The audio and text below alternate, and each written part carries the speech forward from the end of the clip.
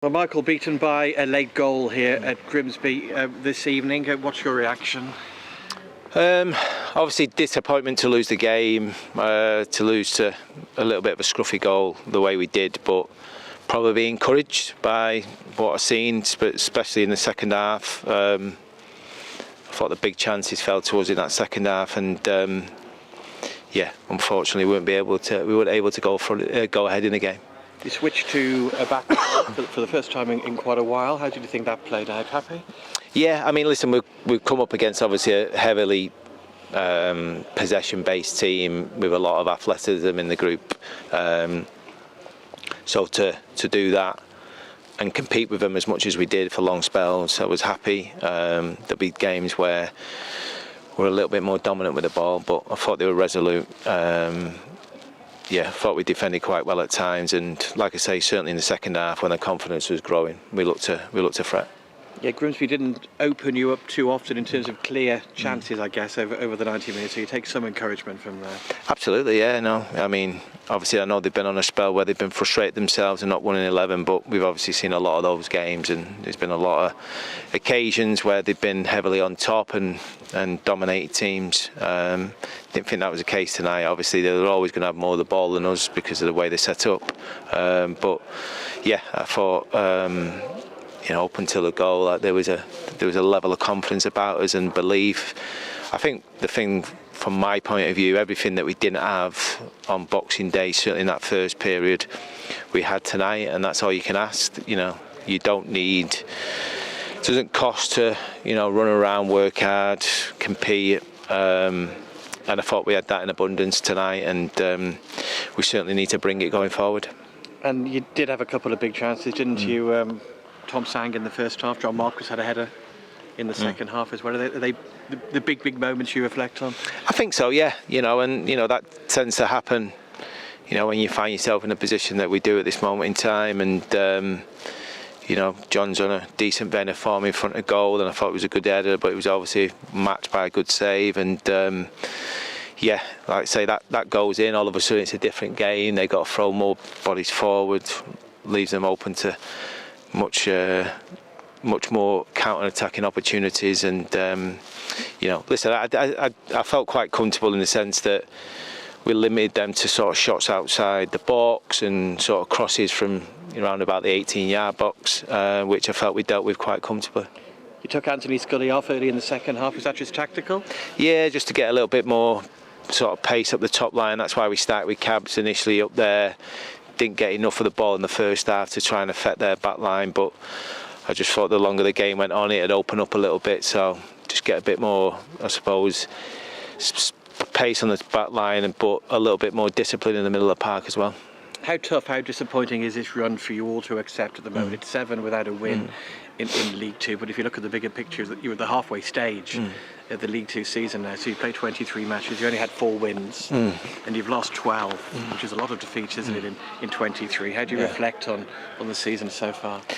It depends what you look at. I think obviously disappointment, absolutely no doubt about that, but there is a bigger picture to everything, but I think you've only got to look tonight, I suppose, at both benches.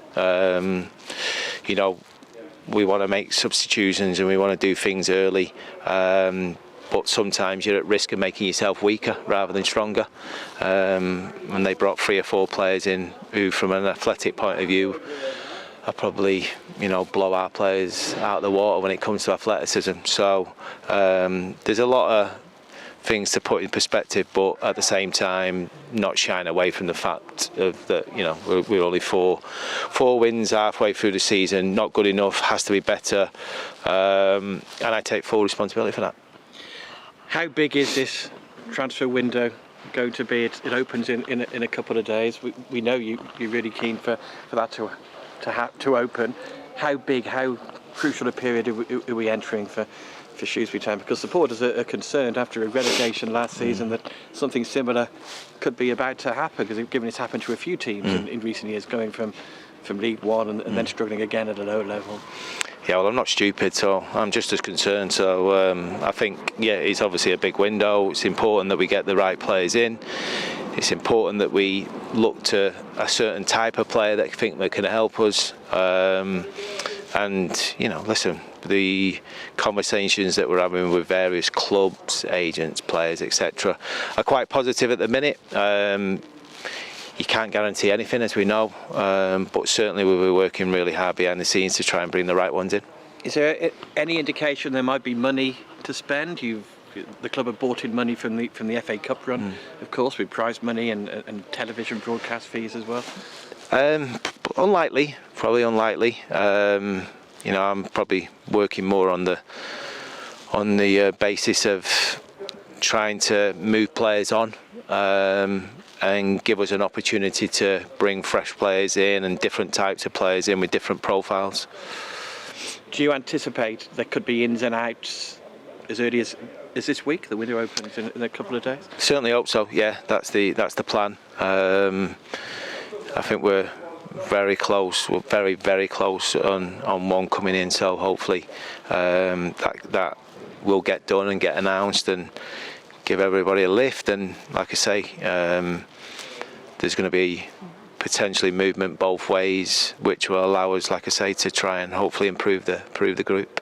Have you a figure in mind in terms of how many players in an ideal world you would like to bring in to boost the squad? I won't answer that one, but no. Listen, at the end of the day, we need a good few to make us better. There's no doubt about that.